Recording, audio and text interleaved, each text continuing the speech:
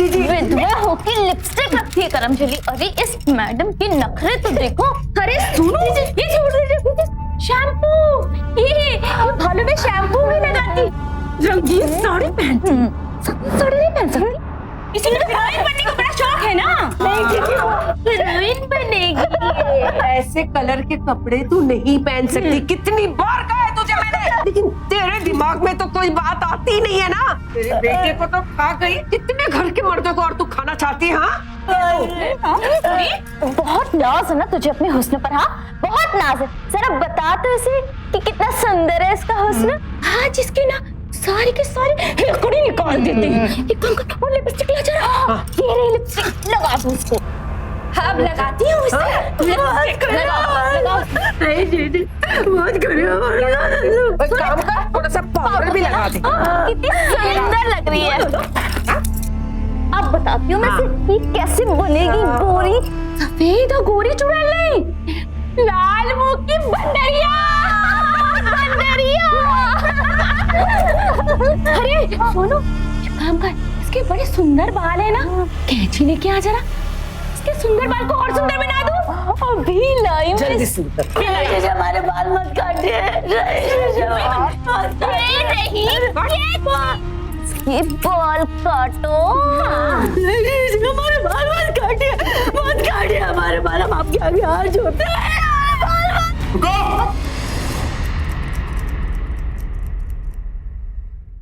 शर्म आती है देख करके विधवाओं के साथ ये अमानवीय बर्ताव आज भी हमारे समाज की हकीकत है। किस जमाने में रह रहे हैं हम लोग? आज के आधुनिक दौर में ऐसी बर्बरता देखकर लगता है 2015 में नहीं, मध्य युग के किसी पिछड़े हुए समाज में रहते हैं हम लोग। क्या सिर्फ सड़कों, इमारतों और मेट्रो से ही हम आधुनिक होते हैं? जी नहीं, आधुनिकता एक विचार है जहां सबको खुलकर जीने का हक होता है। जबकि हमारे समाज की सच्चाई तो यह है कि एक स्त्री के विधवा होते ही उसकी तमाम अच्छाइयां बुराइयों में बदल जाती है। कल तक जो घर की लक्ष्मी थी वो अचानक अपशकुन हो जाती है। उसे मानसिक शारीरिक यातनाएं दी जाती हैं और पुरुष वर्ग वो तो उसे हर वक्त अपने लिए उपलब्ध एक वस्तु समझने लगता है और कुछ नहीं।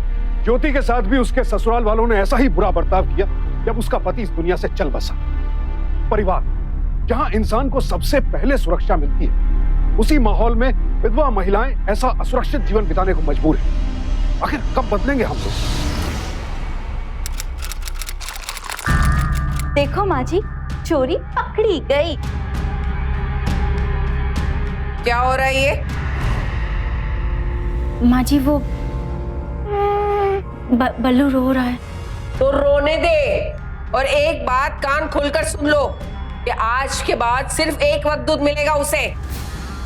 एक तो खुद यहाँ रहकर रोटियां तोड़ रही हो हमारी, और ऊपर से बच्चे की जिम्मेदारी। वो क्या कहते हैं माँ जी?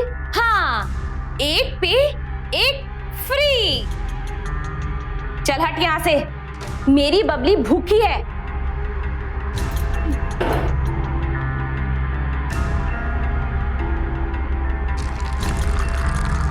सोनू, एक और गिलास देना। ये लो भाभी।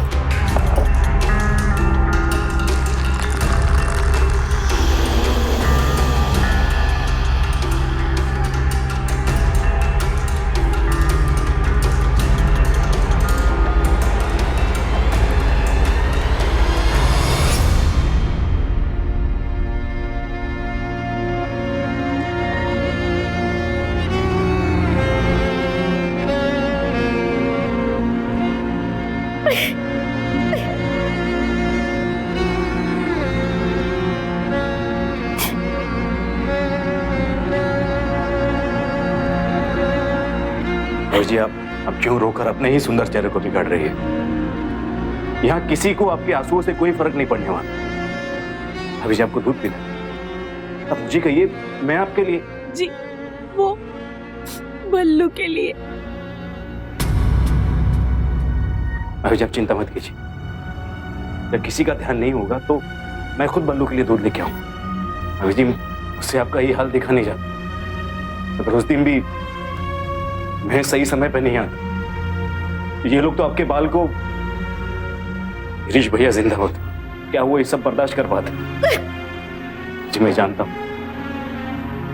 जब एक औरत के सर पर से मर्द का साया हट जाता है तो लोग उसे बेसहारा समझने लगते, लेकिन आप बेसहारा नहीं, मैं आपके साथ हूं। मेरे होते हुए कोई आपका बाल विवाह का नहीं कर सकता।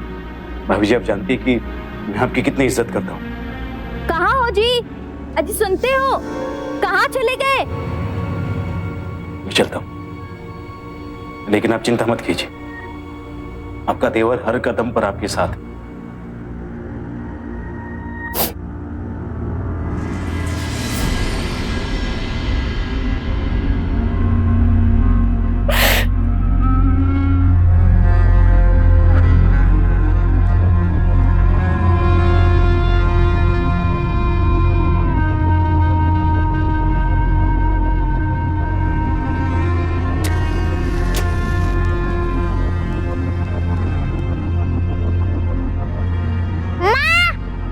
लारा बेटा, बस 1 मिनट।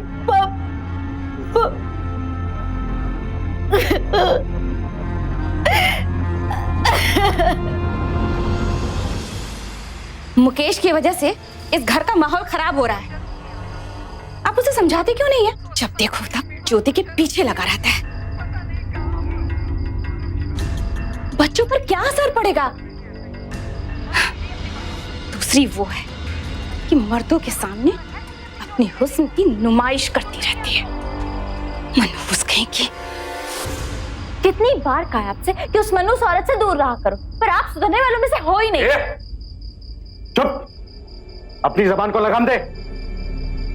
आजकल तेरी जबान बड़ी कैंची की तरह चल रही है, काट के हाथ में दे देंगे। तुम बस चुपचाप तमाशा देखती जाओ। राइंदा से हमें टोकने की कोशिश की तो मार के बंदरिया बना देंगे। अरे तुम्हें क्या पता कि हम क्या प्लान रच रहे? मुझे सब पता है। मुकेश एक तीर से 2 निशाने लगा रहा है। ज्योति का हिस्सा भी वो हड़पना चाहता है। आपको पता भी है? अरे हाँ, उससे होना जाना कुछ नहीं है, सब पता है मुझे। मैंने एक बढ़िया प्लान बनाया है। यह है मेरा प्लान। इस स्टैम्प पेपर पर ज्योति का साइन लेना है। जानती इस पे क्या लिखा है? इस पे लिखा है, मैं स्वर्गीय गिरीश कुमार की धर्मपत्नी ज्योति कुमार अपनी सारी जायदाद बिना किसी दबाव के अपनी इच्छा से अपनी प्रिय देवर मुकेश के नाम करती हूं, यानी कि मेरे।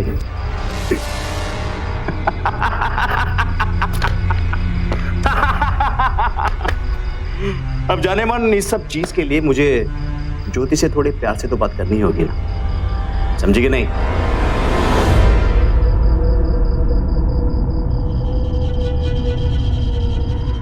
ये स्टाम्प पेपर के बारे में बताना मत किसी को, और खासकर उस मुकेश और उसकी बीवी को, समझे?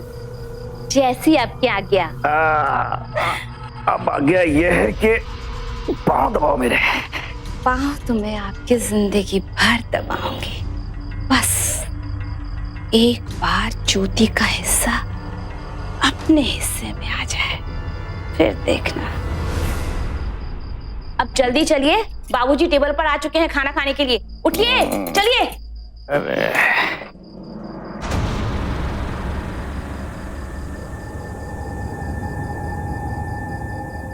पहले घर के सारे मर्द खाना खाएंगे, उसके बाद बचा हुआ खाना तुम लोग खा लेना। अरे अब मेरा मुंह क्या देख रही हो दोनों? जाओ जल्दी से, बाबूजी इंतजार कर रहे हैं। लो खाना।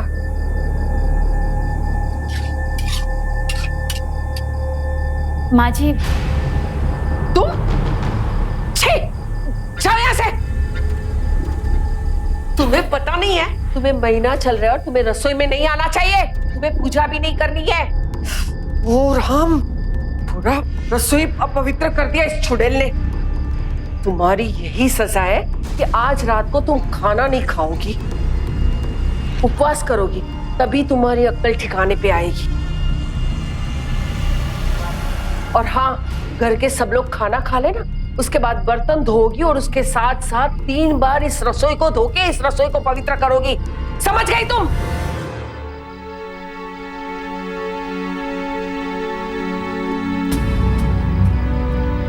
जाओ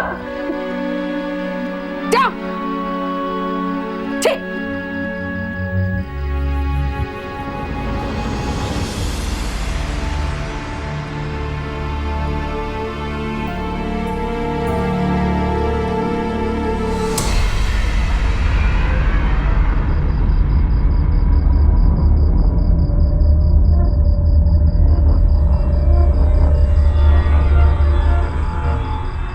आपके लिए खाना लाए, खाइए ना, बड़े प्यार से लाए आपके लिए। देवर जी, माँ जी किसी को पता चला तो? प्यार से खाना आप रख दीजिए ना, हम खा लेंगे। खाइए ना भाभी जी, हम आपको भूखा नहीं ना देख सकते। हाँ ठीक है, हम कह रहे हैं ना, हम खा लेंगे। वैसे भी रात बहुत हो चुकी है, आप अपने कमरे में जाके सो जाइए। ये अभी हमें नींद ही नहीं आती आजकल अपने कमरे में अपनी बीवी के साथ। भाभी जी, हम तो तंग आ गए अपनी बीवी से। रोज झगड़ा, किच-किच, और तो वो आपसे भी जलती। हमें बिल्कुल पसंद नहीं है। हमें तो आपकी जैसी बीवी चाहिए। अभी कसम से, क्या हर औरत आपकी तरह नहीं हो सकती? हाँ देवर जी, हम जिंदगी में बहुत परेशान हो गए। हमारे जीवन को सहारा चाहिए। देवर जी, आप जाइए यहाँ से। हमारे जीवन की नैया को पार लगाइए, आप ही के हाथ में। जी सुनिए, भाभी जी देखिए, देवर जी अपना से हम आपको बहुत खुश रखेंगे। आप शराब के नशे में अपनी सीमा लांघ रहे हैं। देखिए, देखिए माँ जी, क्या कर रही है ये? माँ जी, वो भाभी, हाथ छोड़ो मेरा। ये अम्मा वो जबरदस्ती मेरा हाथ पकड़ रही थी। नहीं माँ जी, चोरी नहीं। इतनी बार तुझसे कहा था कि इस नागिन से दूर रहे, लेकिन तेरे दिमाग में तो कोई बात जाती नहीं ना। अरे तेरे बाबूजी इसके साथ साथ तुझे भी काट कर गंगा में बहा देंगे। चल तू मेरे साथ, मैं तुझे बताती हूँ, और तुझे मैं कल सुबह देखती हूँ। चलो बहू, खाना ले लो। अब तू भूखी मत, चल मेरे साथ।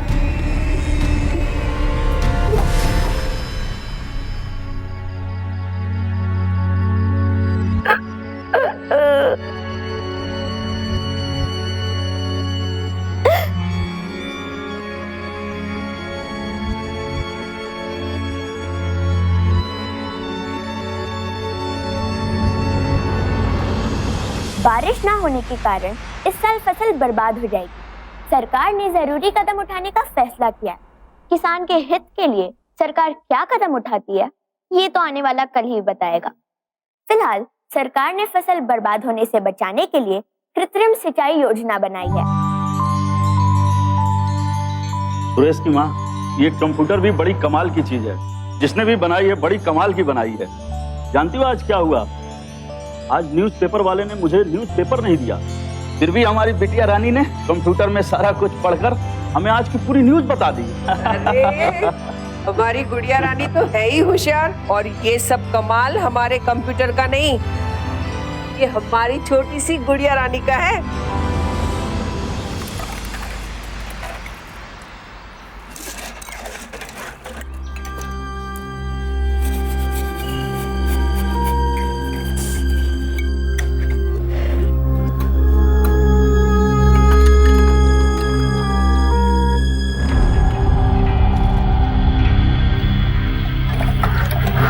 भाभी जी अब कितना काम कर रही है। सुना है आपका दाना पानी भी बंद कर दिया। अगर आप कहे तो हम आपके लिए खाने का इंतजाम कर सकते हैं।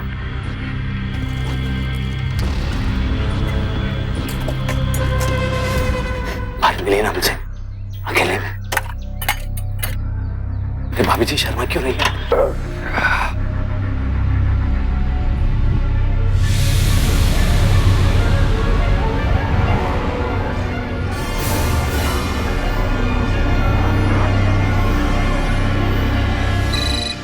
अरे फोन आ गया।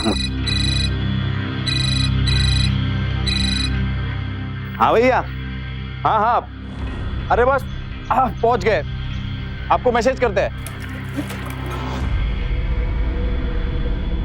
क्या है ये? बर्तन धो रही हो अभी? कपड़े नहीं धो तुमने?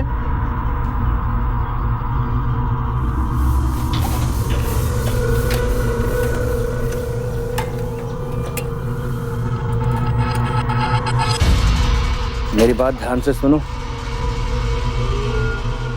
मेरा काम कर दे, देख तुझे सारी मुसीबतों से छुटकारा मिल जाएगा जी। और सुनो, इसके चक्कर में ज्यादा मत पड़ियो, समझी? और क्या है?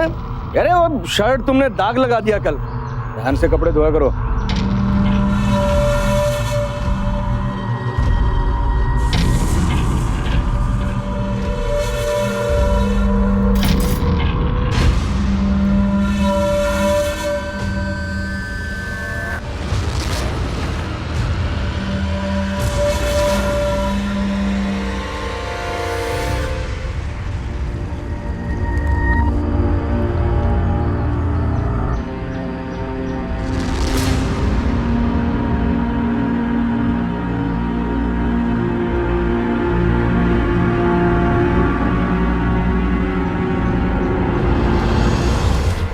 अच्छा, तो और नया क्या क्या सिखाया तुम्हें स्कूल में? नई टीचर आई है तो वो लड़कियों के बारे में बहुत अच्छी अच्छी बातें बताती। हाँ,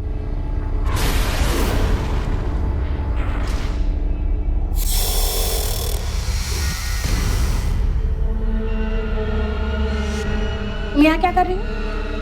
और कितनी बार तुझे समझाया ना कि इस चुड़ैल के पास तुम नहीं आओगी, तो सुनते नहीं है। चल बैग उठा, उठा बैग, चल बाहर निकल, चल चाची, चल बाहर, बाहर जा। तू मेरी बच्ची को मारा खिलवाएगी ना, अभी बताता है तुझे। समझते क्या अपने आप को? हाँ, एक काम कर, इसको और थोड़ा ज्यादा सुंदर बना दो। है, मर्दों को रिझाने का बहुत शौक है ना इसको।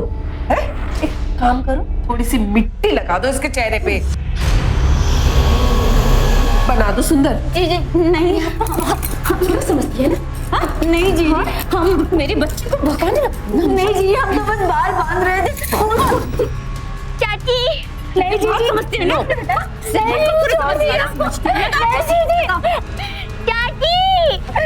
छोड़ दीजिए हमको, नहीं बस नहीं, हमको छोड़ दीजिए। छोड़ दे, पकड़ इसका हाथ।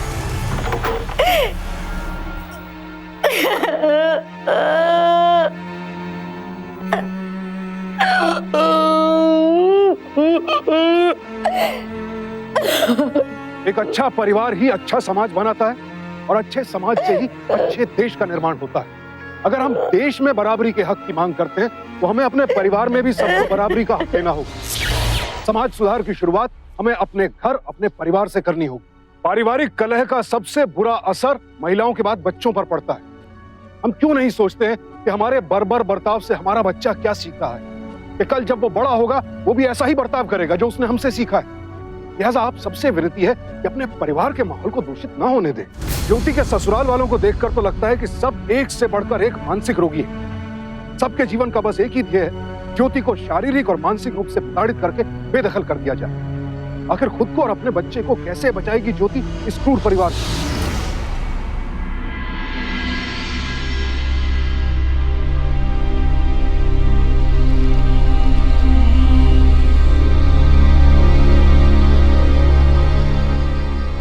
चाची, चाची ये लो किताब। पता है, आज स्कूल में हमें एक नाटक दिखाया गया था, औरत के अधिकार। उसमें एक विधवा औरत थी, उसके ससुराल वाले उसे बहुत तंग करते थे और घर से बाहर निकाल देते थे। तब वो अपने अधिकार के लिए लड़ती है और बताती है कि उसका भी इस घर पे बराबर का अधिकार है। और पता है चाची, उस नाटक में एक गाना भी था, उठो और तो उठो, लेकर अपने हक की बात, रहना है अब शान से तुझको अपने अधिकारों के साथ। इस किताब में एक नंबर भी है, अगर कोई भी औरत को घर पे कोई भी परेशानी या दिक्कत है तो वो इस नंबर पर फोन कर सकती है। टीचर कहती है कि पढ़ाई लिखाई से हम अपने अधिकार जता सकते हैं, और आप तो पढ़ी लिखी हैं।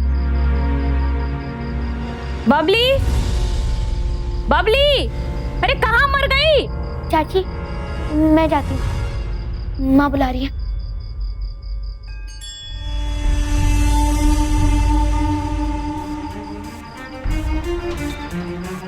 रुक क्यों गई?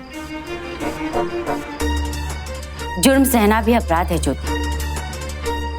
औरतों को अपने अधिकार के लिए आवाज उठानी चाहिए, इसलिए आत्मनिर्भर बनो। तुम तो ऐसे कभी नहीं थी। क्या हुआ? क्या सोचने लगी? वो लोग हमें और हमारे बच्चे को मार डालेंगे। हम ऐसा कुछ नहीं कर सकते। ऐसे डर कर जीने से तो अच्छा है कि मर ही जाओ। तुम जितना डरोगी ये समाज तुम्हें उतना ही डराएगा। इसलिए उठो और अपने अधिकारों के लिए लड़ना सीखो, और तब तक लड़ो जब तक कि तुम्हें तुम्हारा अधिकार मिल नहीं जाए।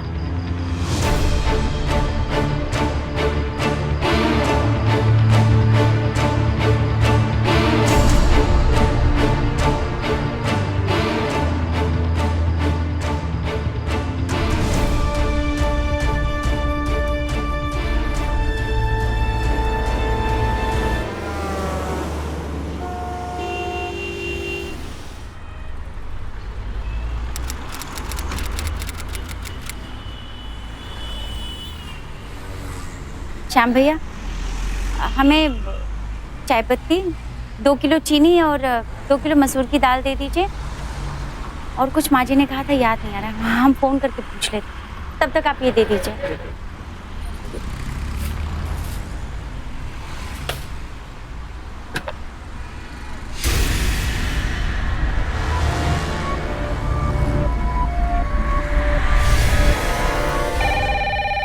हेलो, नारी सहायता केंद्र, क्या सेवा कर सकती हूँ आपकी?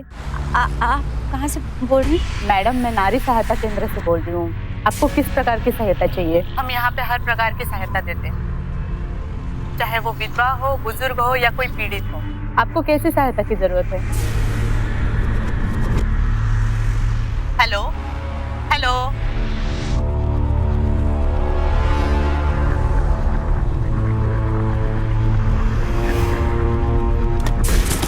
हेलो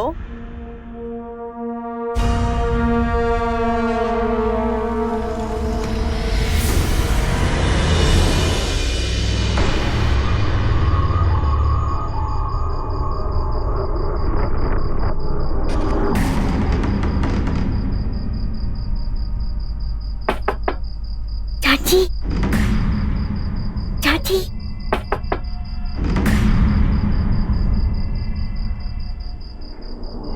चाची, क्या? जल्दी जल्दी।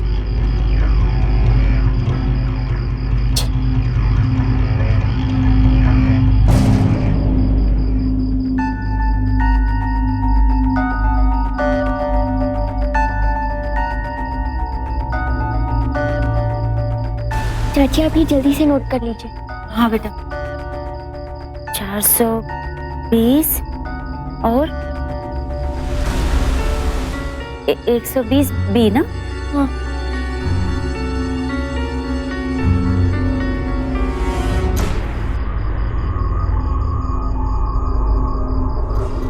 और क्या था?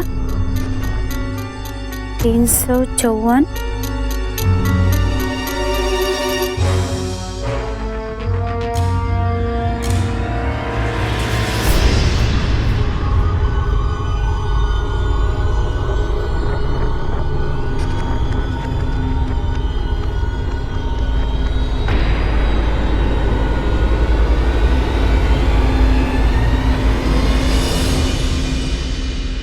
अरे यूं चुपचाप बैठे रहने से कुछ नहीं होगा। मैं तो कहती हूँ इस ज्योति का कुछ करो, सोचो उसके बारे में कुछ। मैंने कहा ना तुझसे, सीधे से मेरी बात मान, वरना मैं तेरा जीना हराम कर दूंगा। पकड़।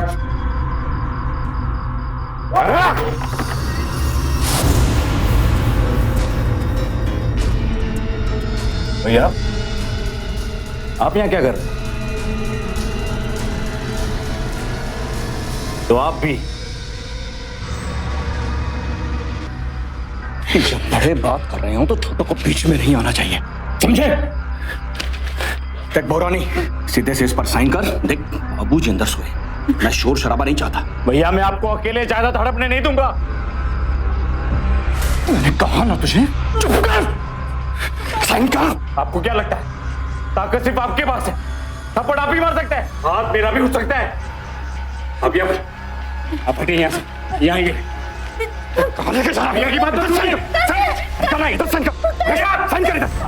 क्या साइन कीजिए? अरे क्या ना पहले ये किसके चिल्लाने की आवाज आ रही है? अरे नहीं नहीं कुछ नहीं है। नहीं नहीं, मुकेश और सुरेश के चिल्लाने की आवाज आ रही है। नहीं मुझे तो लग रहा है कि टीवी चल रहा होगा। नहीं नहीं, कुछ ना कुछ गड़बड़ है। चलो चलकर देखते हैं। तो अच्छा नहीं करो छोटा, छोटा बोल दिया, छोड़ मुझे, छोड़ मुझे,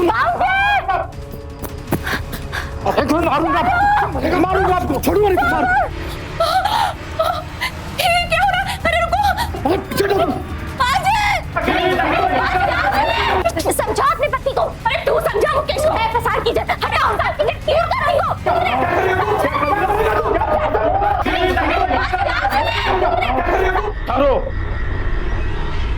हाय हाय, ये मेरे बेटों के बीच में क्या हो रहा है?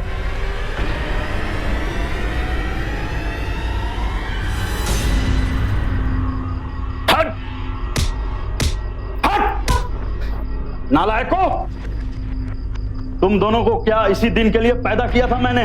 तुम दोनों भाई आपस में ही झगड़ा करो। तुम दोनों परिवार में रहने के लायक भी नहीं हो। आज मैं तुम दोनों को नहीं छोड़ूंगा। मेरे दोनों बेटों को क्यों मार रहे हो आप? अगर आपको मारना ही है ना तो इसे मारिए। सारे फसाद की जड़ यही है, समझे?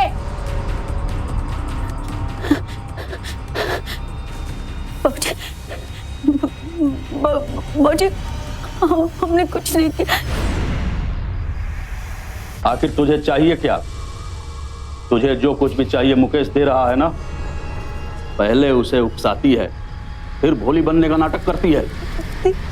इस करम झली को अभी के अभी खत्म कर दो, सारा प्रकोप ही मिट जाएगा यहाँ से। नहीं, पहले मेरे एक बेटे को खा गई, अब दूसरे दो बेटे को खाने पे पड़ी हुई है। तो सुनो, ऐसा करते हैं, न रहेगा बांस न बजेगी बांसुरी। ले आओ मिट्टी का तेल, आज इसका खेल खत्म ही कर देते। मिट्टी का नहीं दीजिए, नहीं बाबूजी, हमने कुछ नहीं किया बाबूजी। सब तुम्ही ने किया है। बाबूजी, हमारे साथ ऐसे मत कीजिए बाबूजी, हमने ऐसा कुछ नहीं किया। माँ जी समझाइए बाबूजी को, हमने ऐसे कुछ नहीं किया, हमें छोड़ दीजिए बाबूजी।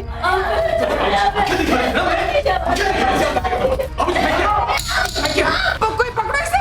चलाइए, चलाइए मुझको, हमें चलाइए, हमें चलाइए, चलाइए, चलाइए हमें।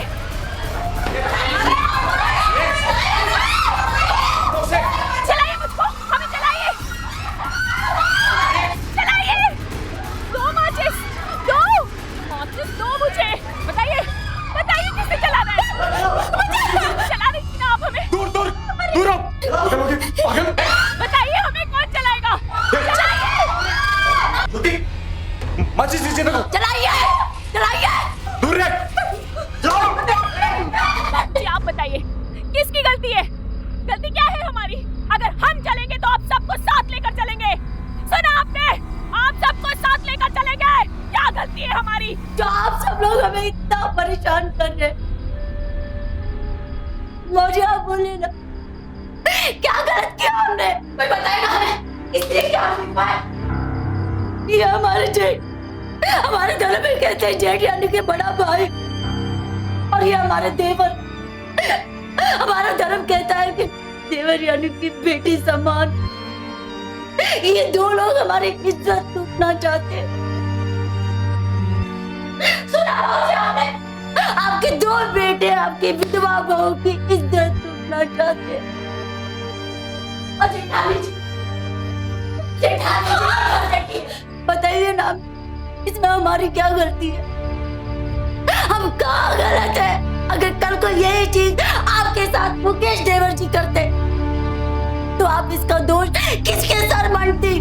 बताइए ना जेठानी जी, बताइए ना। क्योंकि हमारे पति मर गए, हम विधवा है, तो कल तक जो इस घर की इज्जत हुआ करती थी आज अपशगुनी हो गई।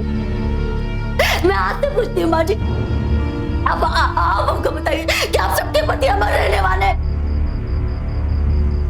दीदी, आपकी एक बेटी है बबली। कल को अगर बबली बेटी अपने ससुराल जाती है और उसके ससुराल वाले उसके साथ ऐसे ही बर्ताव करते हैं आपको कैसे लगेगा? कैसा लगता है आप सबको? कोई हमें बताएगा?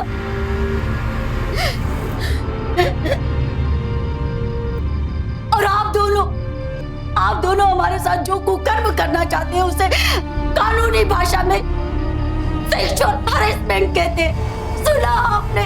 शारीरिक शोषण। रुकिए,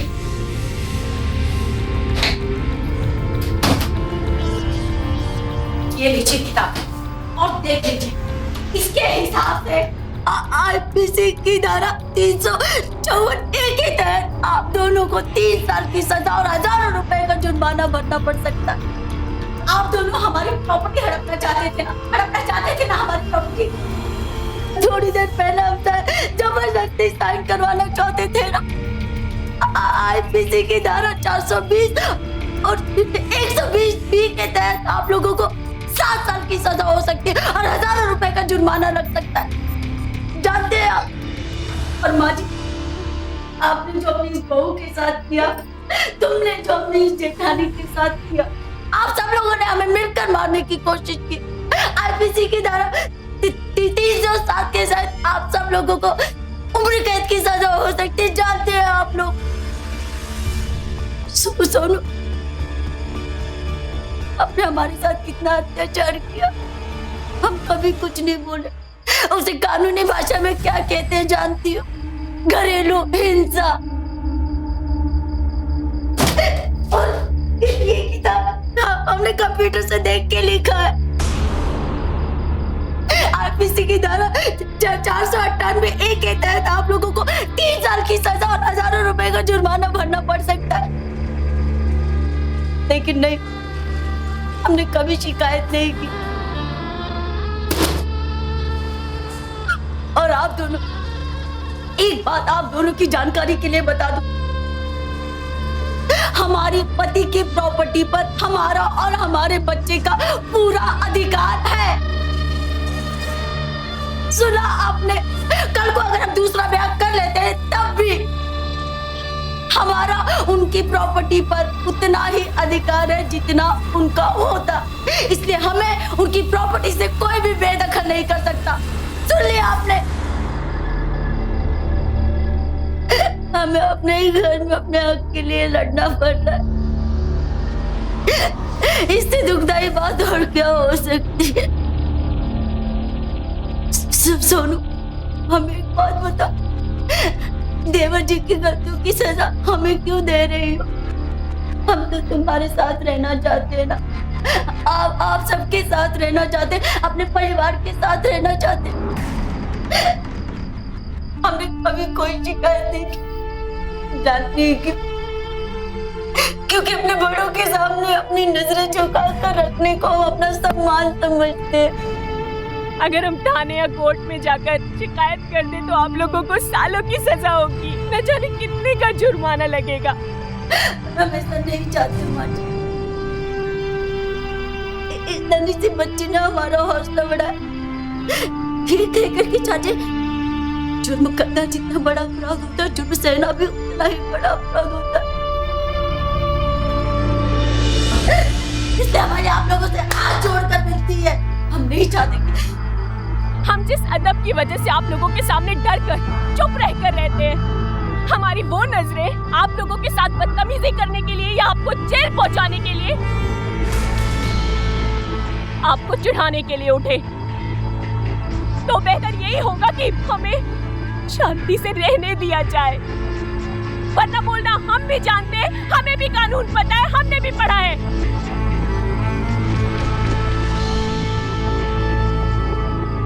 और जाते जाते आप सबको याद दिला दे कि ये हमारा घर है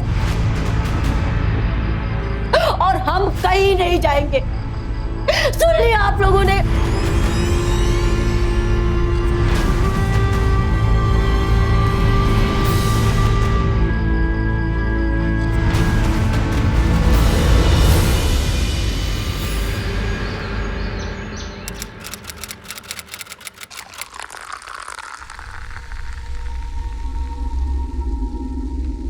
जी, बबली ने दूध पिया?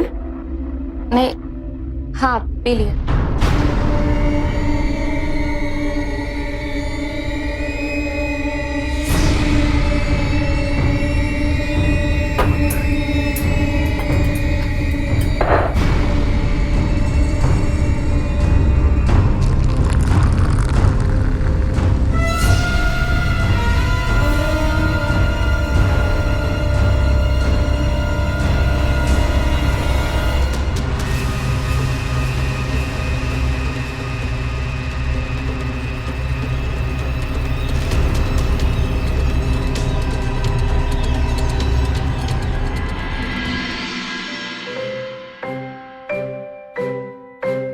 सोनू, कहाँ जा रही हो? पानी कौन देगा? सोनू, तुम जाकर रसोई का काम संभाल लो। जिसे पानी चाहिए वो खुद भी ले सकते हैं। उन्हें पता है कि पानी कहाँ रखा हो। सोनू, तुमने सुना नहीं मैंने क्या कहा? क्या सोनू देवर जी, पत्नी स्वेच्छा से पति की सेवा करे बहुत आदरणीय बात है, पर पति उसे सिर्फ सेविका समझने की भूल करे, ये तो ठीक नहीं ना। आप खुद भी ले सकते हैं पानी।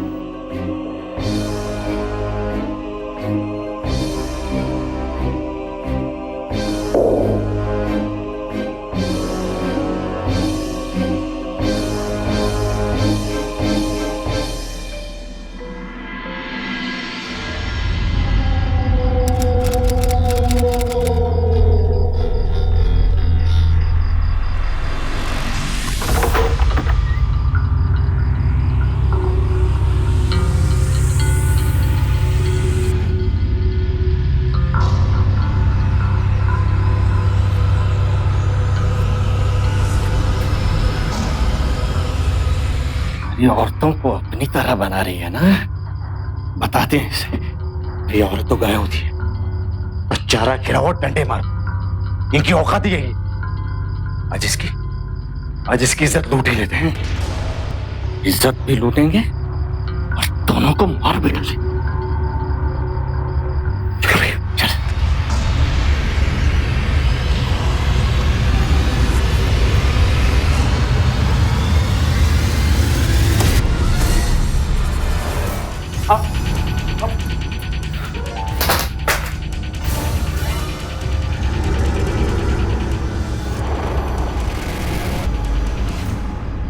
हमने ये सब पहले ही सुन लिया था। सारी बीवियों को हमारे खिलाफ भड़काने में लगी। यश ज्योति का कुछ करना ही पड़ेगा। पानी सर के ऊपर जा रहा है। काम करते हैं,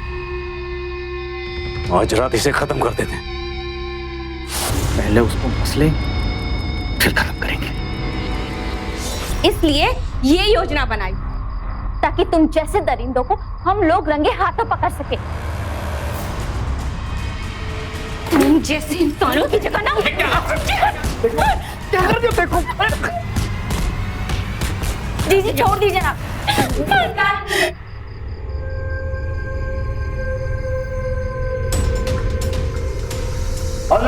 पकड़ लो इन्हें। पुलिस, बाबूजी, ये नारी की शक्ति को इतना कम भी मत आंकिए। अगर वो ज्योति बनकर घरों में उजाला फैला सकती तो ज्वाला बनकर दुनिया की बुराइयों का सर्वनाश भी कर सकती। ले जाइए इन्हें।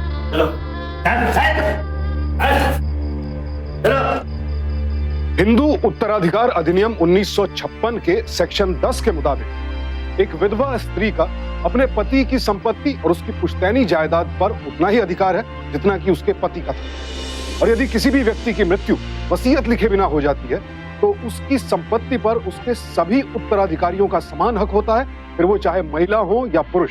जब किसी की पत्नी की मृत्यु होती है तब उस पुरुष को तो कोई अपशकुन नहीं कहता, उल्टे पुरुष की तो दूसरी शादी की बातें भी होने लगती हैं। तो फिर एक विधवा भी तो हम सभी की तरह इंसान है ना। अपने जीवन, अपने परिवार पर उसका भी उतना ही हक है जितना किसी और का। आखिरकार ज्योति ने अपने उत्तराधिकार की जंग जीत ही ली। उसके देवरों मुकेश और सुरेश को उसकी हत्या करने की कोशिश के जुर्म में आईपीसी के सेक्शन 307 के तहत उम्र कैद की सजा सुनाई गई। हमारे आसपास ऐसी बहुत सी विधवा स्त्रियां हैं जिन्हें अपने कानूनी अधिकार पता ही नहीं है। लिहाजा आप सबसे गुजारिश है कि आगे बढ़िए और ऐसी महिलाओं को उनके अधिकारों से अवगत कराइए। इसी प्रार्थना के साथ अब मैं सुशांत सिंह आपसे विदा लेता हूं। फिर मुलाकात होगी ऐसी एक और सत्य घटना के साथ। सावधान रहें, सतर्क रहें, सुरक्षित रहें। तो सावधान